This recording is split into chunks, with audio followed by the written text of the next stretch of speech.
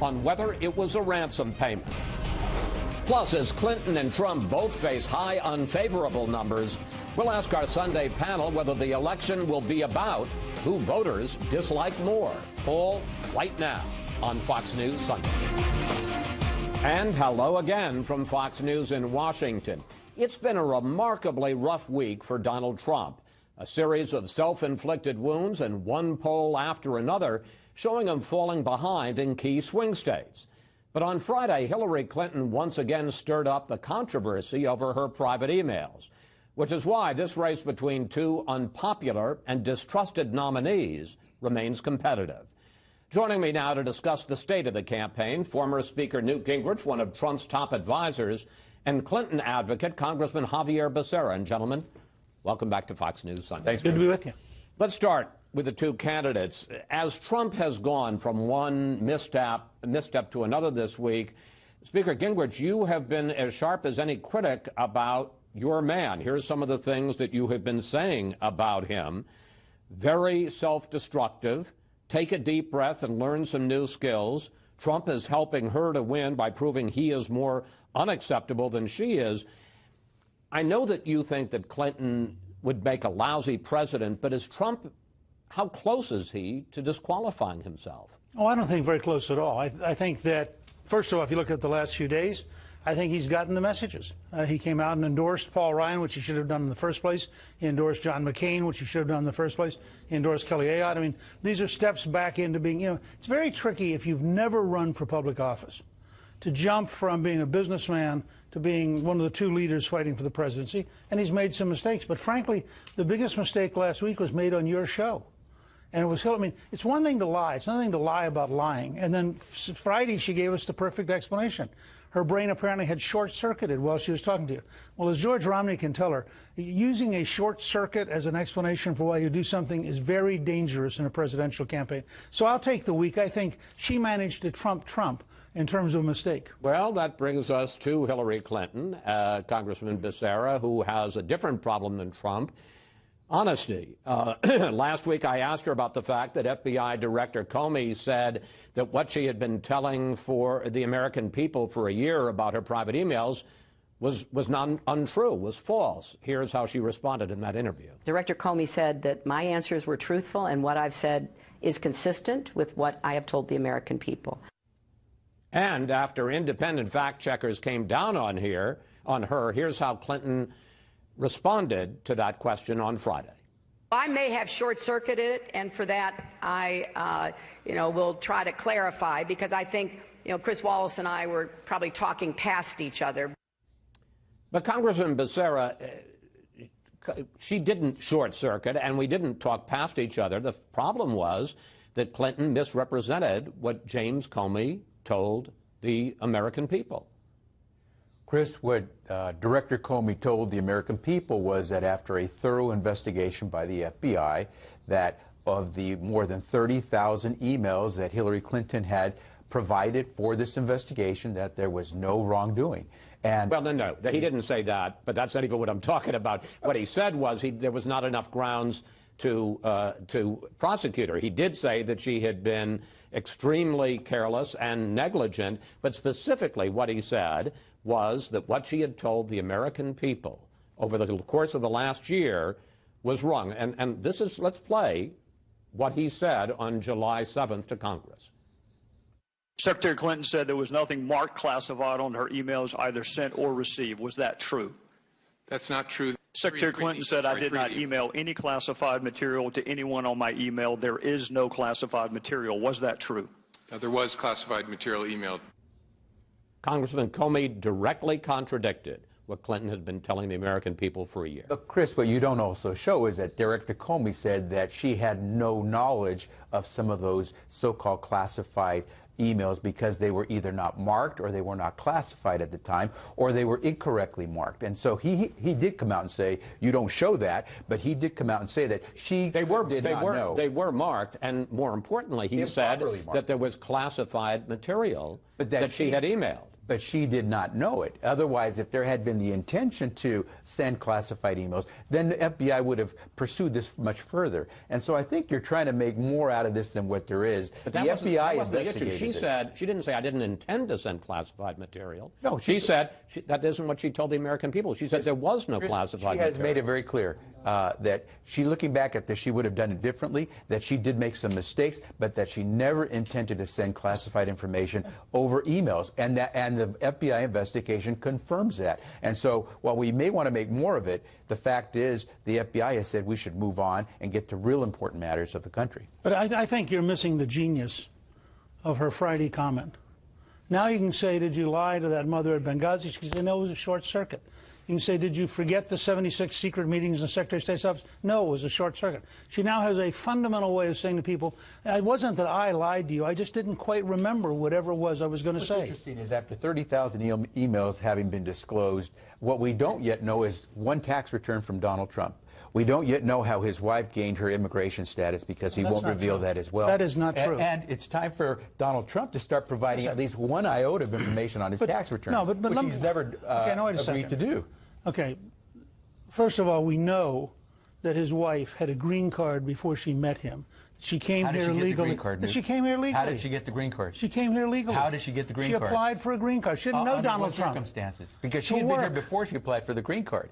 And then she came here and decided she wanted to stay and work. Yeah. This is the only immigrant in America you're worried about. I think it's amazing that the one person you decide to pick on happens to be the wife of Donald Trump. Interesting that the immigrant basher is unwilling to explain how his wife, an immigrant, gained her status. He's not an immigrant basher. His mother was a legal immigrant. His wife is a legal immigrant. He employs legal immigrants. He just likes his immigrants to be legal. Look, it's great for Mrs. Trump to have her status and her citizenship. I have no problems with that. I'm the son of immigrants. But what does concern me is when some guy goes out and bashes immigrants, not only undocumented, but legal immigrants, and won't explain how his wife gained her legal status. It's important to note. I think we have made the point. Let's turn to the economy, kind of a big issue. Here is what Trump says about his plan. We're going to cut our taxes for the middle class. We're going to cut our taxes for business.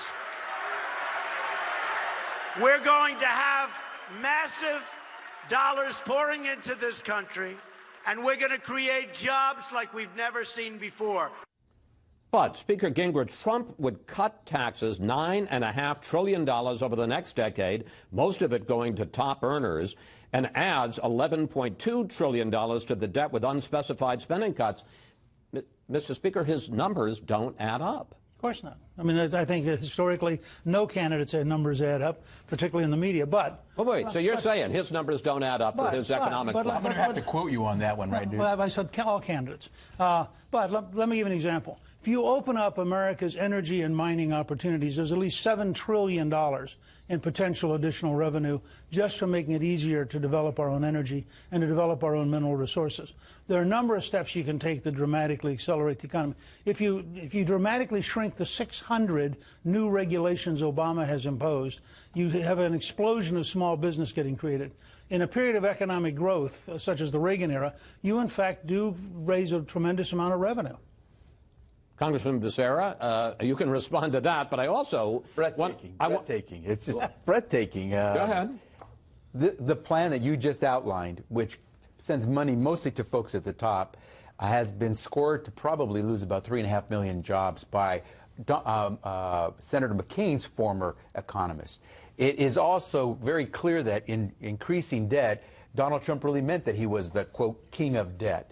And this is a guy who thinks, and his quote was, wages are too high. The problem in our economy isn't that wages are too high, because we've seen a lot of jobs created, some 15 million jobs created in the last 6 years or so. Well, the problem has been that Americans haven't seen their wages go up, and so salaries need to go up. President Obama's been the president for the last 8 years. You make it sound like, you know, somebody else has been in charge. The jobs are good. What's not good is that we have to see Americans' wages go up some, and that's what we have to work on. Listen, but the jobs aren't good.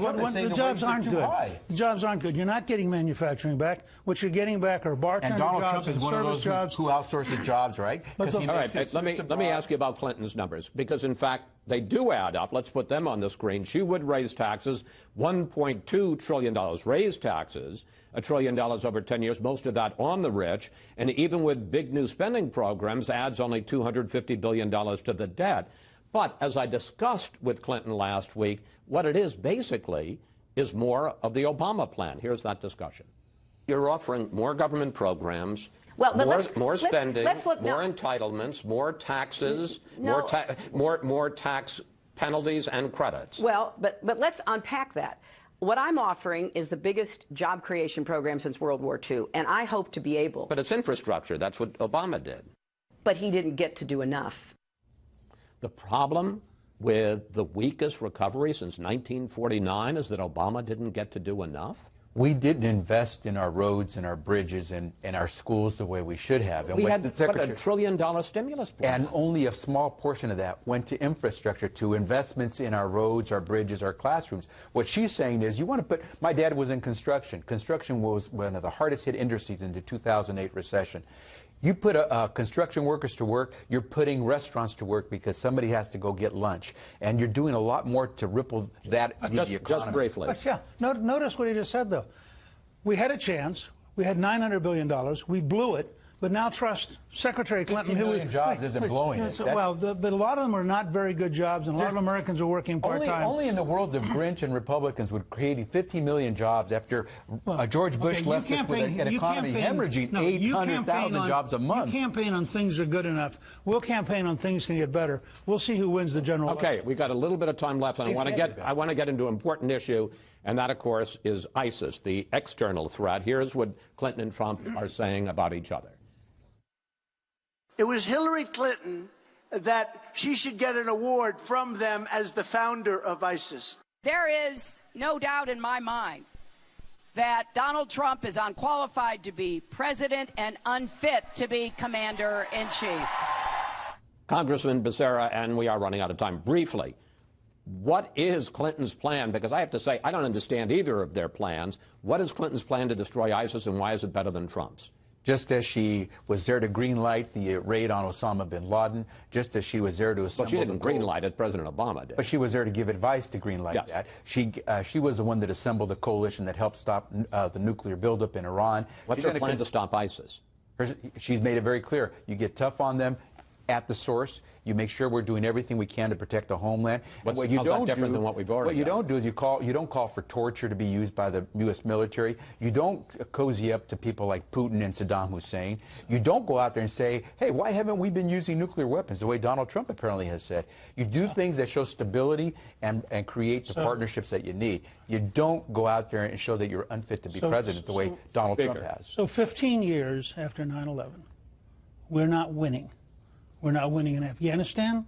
We're not winning in Iraq. We're not winning in Syria. We're not winning in Libya. We're not winning in Yemen. We're not winning in some others. What a knock on! That's a knock on our troops. No, it's a knock. It's a knock on two administrations. That's a knock on our troops. No, it's a knock on. Well, it's just that our troops will tell you they're not winning. You think going in again and again? Troops haven't done enough. Wait a second. Attacks a Gold Star family. What's going on with that? Look. First of all, he also defends a lot of Gold Star families, and the fact is... He sure attacked the Khan family really tough, and he went after her mother. Mr. Khan attacked him, and Mr. Khan attacked him pretty tough, too. So politics is a tough business. Whoa. But... He should get out of the kitchen if he can't take the heat. For both of them. For the fact is... Hillary's got to run on the grounds that disrupting Libya, disrupting Syria, failing with Russia, failing in Iraq, failing in Afghanistan is a terrific strategy, and she will do more of the same failure, including, by the way, paying $400 billion in cash, which the president assures us was not, in fact, in any way a ransom. $400 million, and we're going to be talking about that, which is a good way to get you two off the stage. Speaker Gingrich, Congressman Becerra, thank you both. I hope when they have the big debate, the nominees do as well as the two of you did. Thank you for your time today. Take care. Up next, we'll bring in our Sunday group to discuss both candidates' troubles, they're shaking hands, and new polls that track the changing shape of this race. In very strong terms, that what he has said is unacceptable. Why are you still endorsing him? People ask me, what do you think about Trump? Honestly, I don't care for him much, and I certainly don't trust Hillary. President Obama calling out Republicans for supporting Trump, and GOP Congressman Mike Coffman of Colorado coming out against Trump in a commercial as part of his campaign for re-election. And it's time now for our Sunday group. Syndicated columnist George Will, Gerald Seib of the Wall Street Journal, Lisa Lehrer, who covers politics for the Associated Press, and Washington Examiner contributor Lisa Booth. Well, Jerry, how damaging was this week for Donald Trump, and was it irreparable? Very damaging, not necessarily irreparable, I think I would say. We had a poll this week. I think the number that scared Republicans most wasn't the fact that Hillary Clinton is in our poll up by 9 points, 8 points, 10 points in other polls. But we have a number that asks people which kind of Congress do you prefer after this election, one controlled by Democrats, one controlled by Republicans. A month ago, that was an even question, even break, 46-46. Now Democrats are up by 4 points. I think what really changed this week was Republicans looked at the Trump campaign and said, it's in trouble, but you know what? It's the kind of trouble that can drag us down. And now you're seeing a separation in the party, a presidential campaign going this way, congressional election campaigns going that way. I want to pick up on that with you, Lisa Booth. We saw the long and winding road that Trump went to finally on Friday endorse Paul Ryan and John McCain and Kelly Ayotte after first saying he wouldn't endorse them. We just saw that ad from a Republican congressman running for re-election, beginning it by saying that he doesn't like Donald Trump. How much trouble is Trump in with his own party? Well, that does present challenges for Donald Trump, obviously. I mean, it's not good when your own party is coming out with ads distancing themselves from you. But I actually think some of the disasters that Donald Trump has faced over the past 2 weeks could potentially be the best thing that could have happened to him, because sometimes candidates need to get their teeth knocked in to force directional changes that are needed for the campaign, that are beneficial for the campaign. And what we saw is Donald Trump endorsing Paul Ryan, Senator McCain, and Ayotte as well, which is a recognition that he needs the Republican Party, he needs the Republican base to win a general election. What we've also seen is he's hired Cambridge Analytics, despite in May saying he doesn't need data and analytics, hiring the firm that was behind Brexit, who identified first-time voters and was able to bring them out and get them out to vote. That's a positive step for his campaign.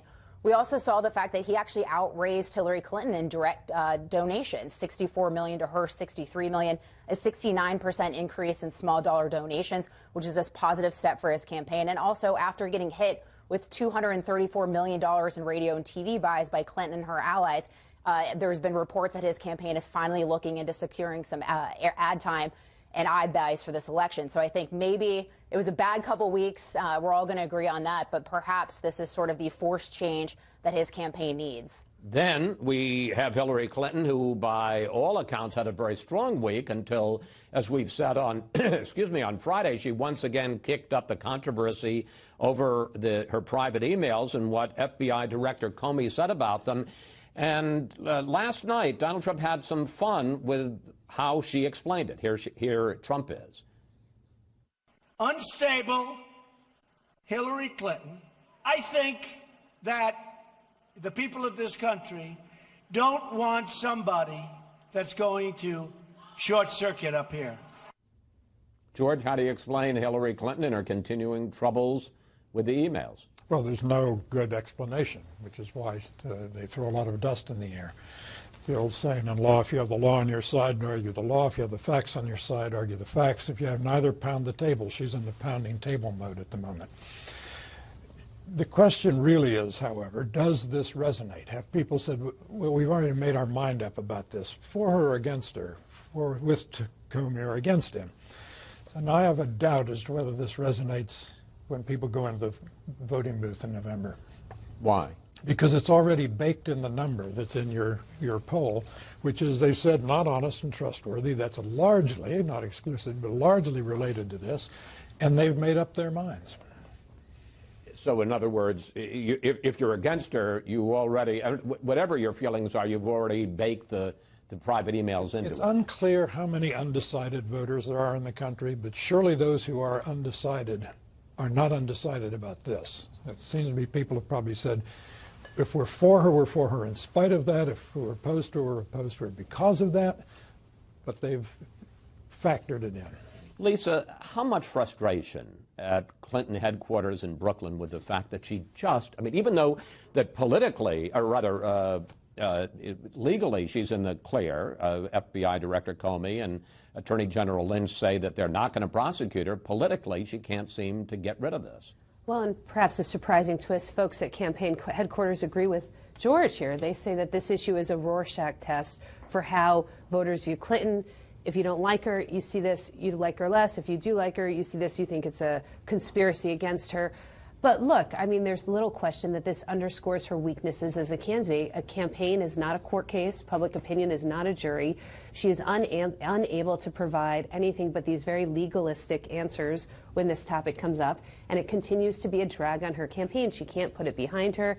Now, look, none of that may matter. Donald Trump is having problems that may surpass voters' views of this issue, but it is something that could follow her into the White House should she win. It's hard to get things done when voters don't trust you, and that's exactly what this issue speaks to, that weakness of hers. Let's take a look not at the national polls, but at swing state polls that came out this week, because they were pretty alarming. Trump is now down 15 points in New Hampshire, down 11 points in Pennsylvania, down 9 points in Michigan, and down 6 points in Florida. Jerry, there's even a poll that shows Trump is down 4 points in reliably red Georgia. This is trouble. Well, and Utah is drifting the other way. The number in that group that ought to worry the Trump campaign the most, I think, is Florida. It's only 6. The other numbers are bigger. But it's for me, it's hard to put together the Electoral College map that wins for Trump without Florida. And the fact that he's down there is a bad sign. If he doesn't win Florida, it doesn't matter if he wins Pennsylvania. If he doesn't win Florida, he's not going to win Pennsylvania. So anyway, these are all leading indicators. I think when you step back from those numbers, one of the things you see is that what happened in the last week was that Hillary Clinton and the Democrats consolidated their base in the wake of their convention. The Republicans went in the opposite direction. Donald Trump is bleeding right now among some of his core supporters, white males, non-college educated voters.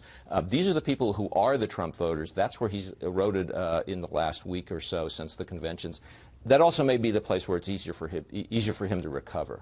I want to ask you, Lisa, about something, the thing that surprised me most in the previous segment, the debate, if you will, between Gingrich and Becerra, that Becerra, representing Clinton, went after Donald Trump's wife and her immigration status. Were you surprised by that? No, because I think this is something that the Clinton campaign is starting an attack. And we've seen a lot of articles out there questioning her immigration status.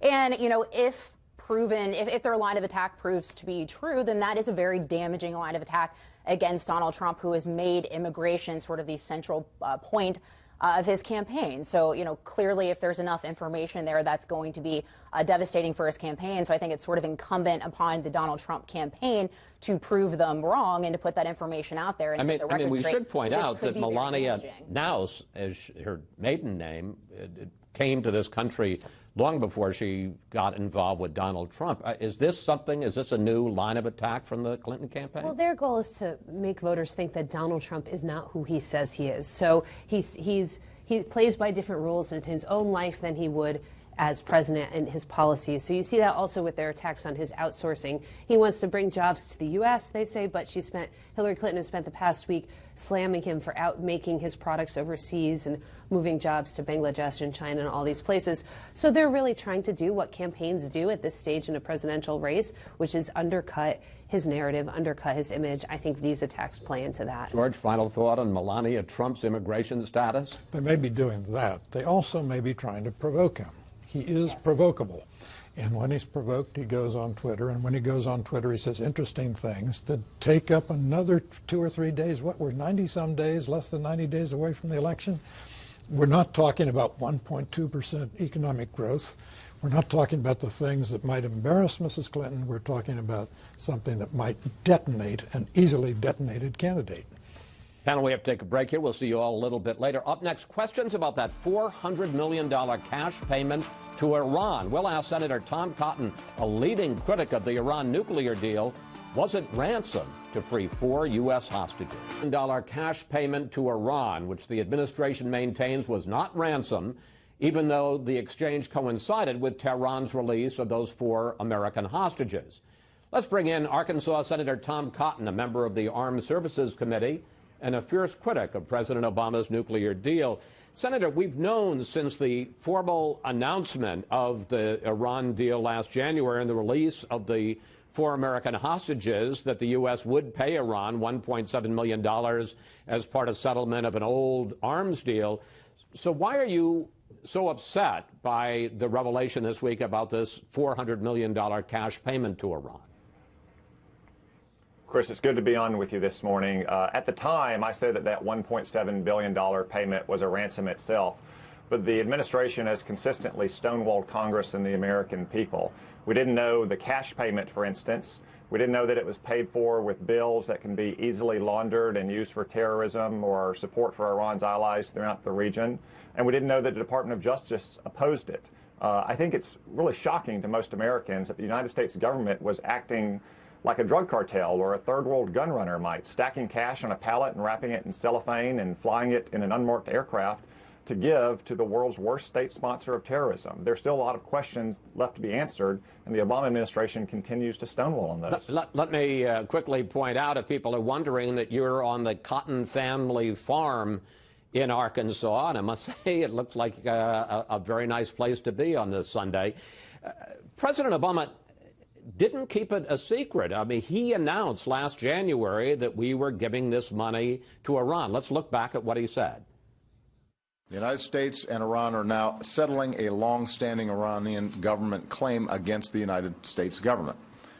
Iran will be returned its own funds, including appropriate interest, but much less than the amount Iran sought.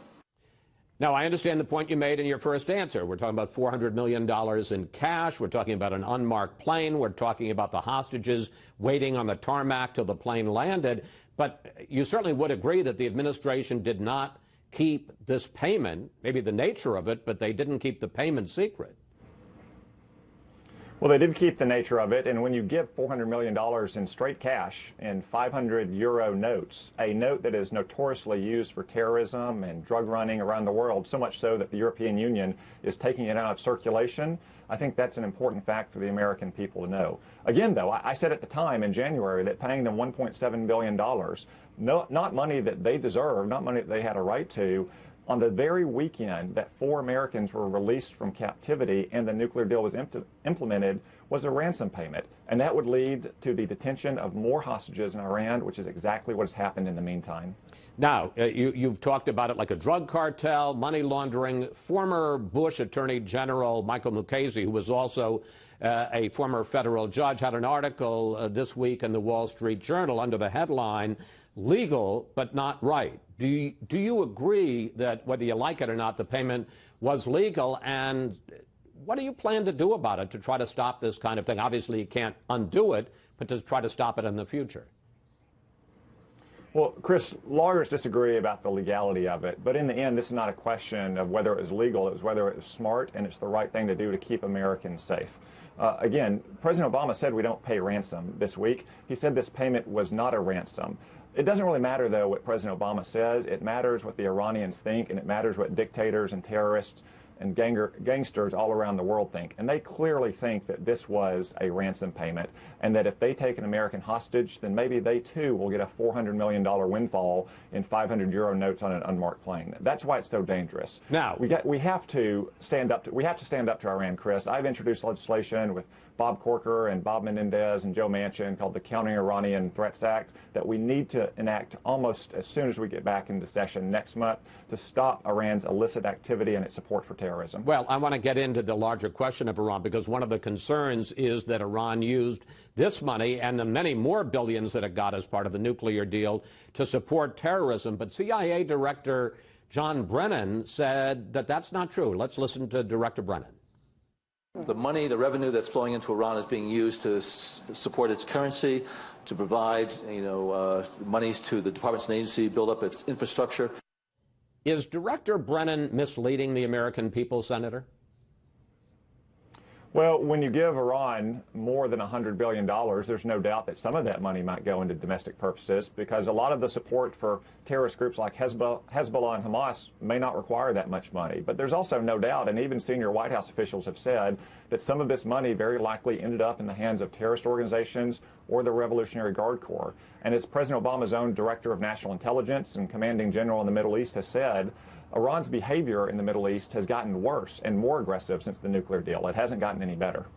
You opposed the Iran nuclear deal, as we've said, from the very start. At the time that the deal was announced, the general assessment was that Iran was weeks, at the most months, away from breakout, the point at which it would be able to assemble enough fissile material to make a nuclear bomb. Now, most outside experts say they're at least a year away. So the breakout period has been brought back. Isn't that a good thing? No, Chris, the nuclear deal is still a failure. Remember, the fundamental objection to the deal was not that Iran would break the deal, but Iran would uphold the terms of the deal, and they'd still be on the path to a nuclear weapon because we allowed them to keep a vast nuclear infrastructure in just a matter of years. It only took North Korea 12 years from the time that we signed a similar deal with them in 1994 to detonate a nuclear weapon. But many other outside experts have said that Iran could easily walk away from the deal and turn the breakout time back to a few months, and that's because Iran is violating the terms of the deal. Germany's intelligence service said they've expanded their clandestine procurement network throughout Europe trying to obtain dual-use information. They continue to test ballistic missiles in violation of associated UN Security Council resolutions. So Iran is not upholding its end of the deal, but even if they were, the deal would still be fundamentally flawed because it allows Iran to keep a vast nuclear infrastructure. Now, Donald Trump is trying to link Hillary Clinton to this payment of the $400 million, given the fact that she stepped down as Secretary of State 3 years before any of this happened. Is that fair? Well, Hillary Clinton was the architect of Barack Obama's foreign policy in his first term, and much of the groundwork for the negotiations that ultimately culminated in this deal did in fact begin under Hillary Clinton. But you've got to agree she had nothing to do with the actual payment. Well, the decision to make this payment, like all decisions in the end about foreign policy, rests at the feet of Barack Obama. He's the President of the United States. It's his job to keep our country safe, and I think paying ransom for hostages clearly is not going to keep Americans safe if you see what's happened in Iran since we paid that ransom. Finally, you've been pretty quiet about Donald Trump, beyond the fact of saying that you support him, given his fight with the Khan family, given his comments about Russia, given the fact that he has at least raised the possibility we wouldn't come to the aid of some of our NATO allies if they were to come under attack. How do you feel about Donald Trump's readiness to be commander-in-chief? Well, Chris, I've had my disagreements with Donald Trump. I've stated them clearly in the past, and I will in the future. And Donald Trump ought not have said of some of those things that you just recounted. But Hillary Clinton ought not have done the things she's done.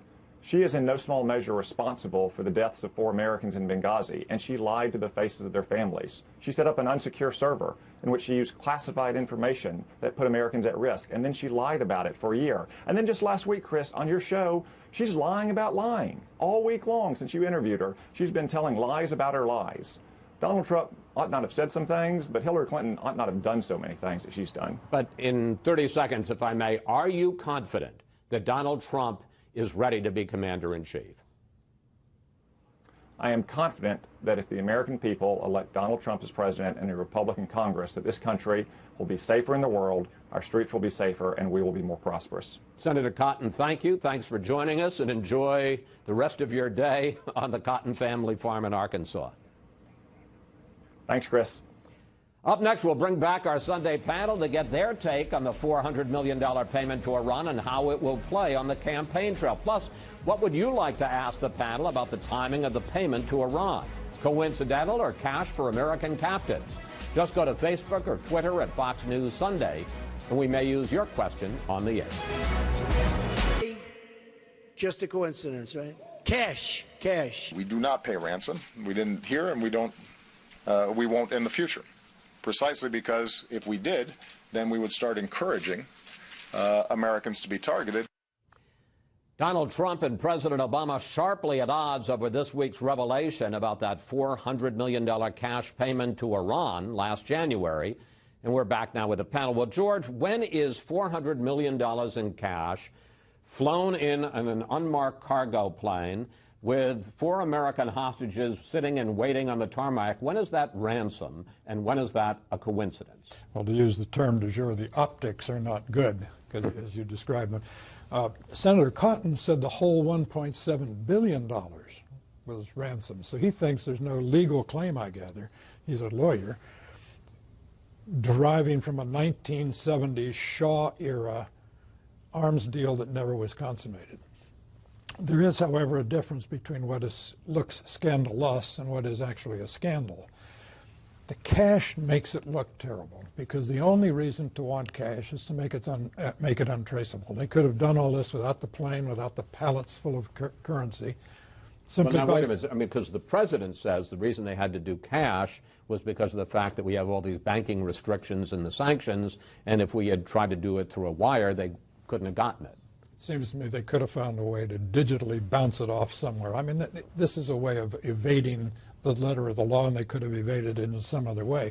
What struck me as passing strange in the piece we just showed is Mr. Brennan saying, well, they're using this money for infrastructure, child care, for all I know. Money is fungible. You give a nation $400 million, that's $400 million. They actually get, I mean, they've given them over $100 billion. Sure. Right. That's money that they can use for something else. We asked you for questions for the panel, and we got a bunch like this one. Don James tweets, can there be any legal repercussions against POTUS, President of the United States, for ordering what is obviously ransom? Jerry? How do you answer, Don? I don't think so. You know, lawyers are enmeshed in all of this, but I think the nub of the matter, and what you discussed with Senator Cotton, is this Iran's money or is this American money?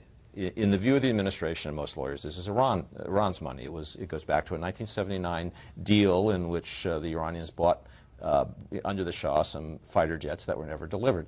The rest of it is supposed to be interest on that unpaid amount of money that's been sitting in escrow ever since. So, you know, if it's not taxpayers' money, it's hard to see what the recourse is. If it is taxpayers' money, then you have a different situation. But I think that the issue here is not so much the payment, which, as you noted, the president announced. It's the manner and timing of the payment.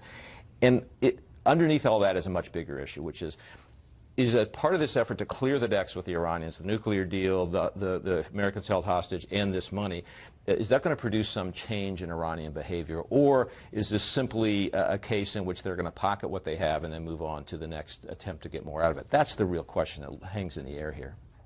Lisa Lehrer, what makes this even harder for the Obama administration to argue is that one of the hostages, Pastor Saeed Abedini, this week said that they were sitting there on the plane waiting to leave after years of captivity, waiting to leave Tehran for hours while they were told that they were waiting for another plane to arrive. Here is the pastor.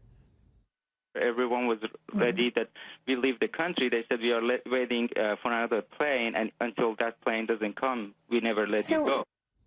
How worried is the Clinton campaign that somehow this washes up on Hillary Clinton and her stewardship of foreign policy with Barack Obama and becomes a campaign issue? Well, frankly, it's not something they've talked about much in the past week since it sort of became a national issue. She has dismissed it as old news, saying that this was something that was publicly announced and that she's very supportive of the nuclear deal and thinks that's the right approach, and she'll be very tough in enforcing that deal.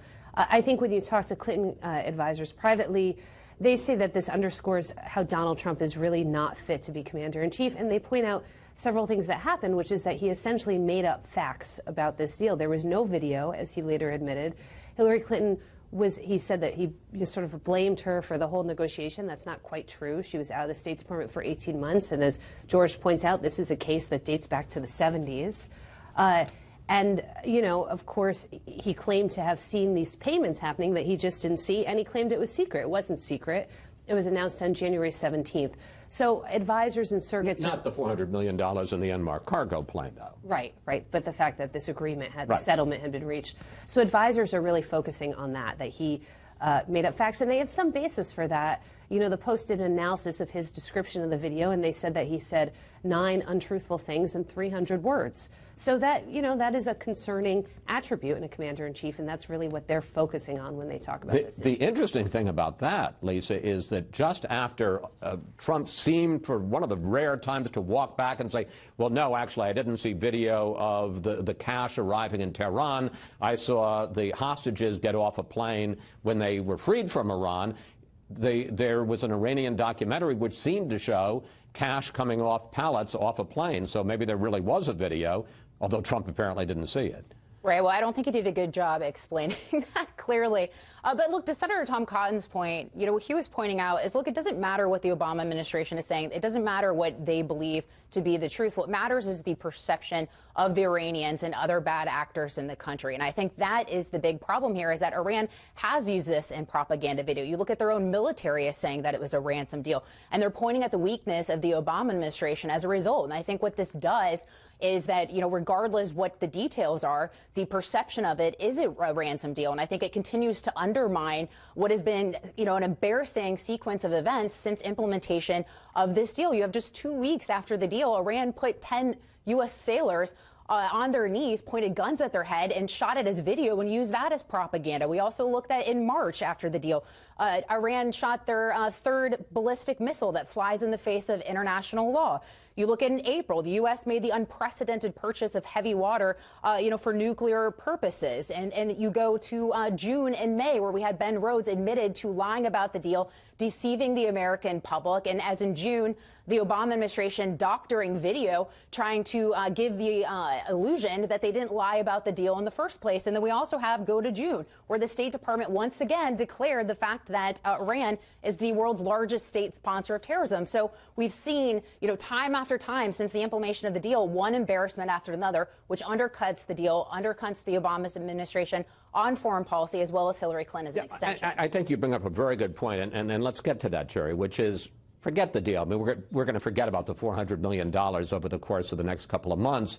But the whole question of engaging Iran, and Hillary Clinton was clearly an architect of that under the order of Barack Obama, that is a legitimate issue in this campaign. How do you expect that to play? And, you've got Iran continuing to be a bad actor. You've also got them further away from a nuclear weapon than they were when the deal started. This is the question that ought to be debated in the campaign. It's the 10,000-foot question. Clearly, relations with Iran are at some kind of an inflection point. And the question is, does engagement produce, over time, over the next 10 years, a different kind of Iran? Or does it simply produce the same kind of Iran, just with more money in its pocket? Obviously, Hillary Clinton is going to argue one, and Donald Trump is going to argue the other. Is what we're seeing now in this bad behavior of the Iranians is definitely true in the month since. Is that simply a predictable reaction by the hardliners who didn't want the Iranian nuclear deal from their side at all? And is it at the last gasp of the hardline? Or is it a sign that nothing has really changed and nothing will ever change? That's the real question that ought to be discussed. George, your thoughts? Who's got the better side of this argument? And it's not going to be over the next 10 years. It's going to be over the next 3 months, because that's when voters are going to have to make their judgment. That's the problem, is that there's no overlap between the electoral cycle and the cycle of policy. The cycle of policy is akin to the policy we had in the Cold War. We're going to hold the line, contain the Soviet Union, and wait for internal regime change. Now, it worked. They did have regime change, and the regime disappeared. We're wagering now that a very different kind of regime, a theocratic regime, can be as pliable and changeable as the Soviet Union was. It's a big wager, and we won't know the answer But your sense, in 15 seconds, are voters going to take the critics' view of this or the Clinton-Obama view of this? I don't think it will matter a lot until there's an event. If there's a terrorist event here or a big one abroad, that will change the dynamic of the campaign dramatically. Thank you, panel. See you next Sunday. Up next, our Power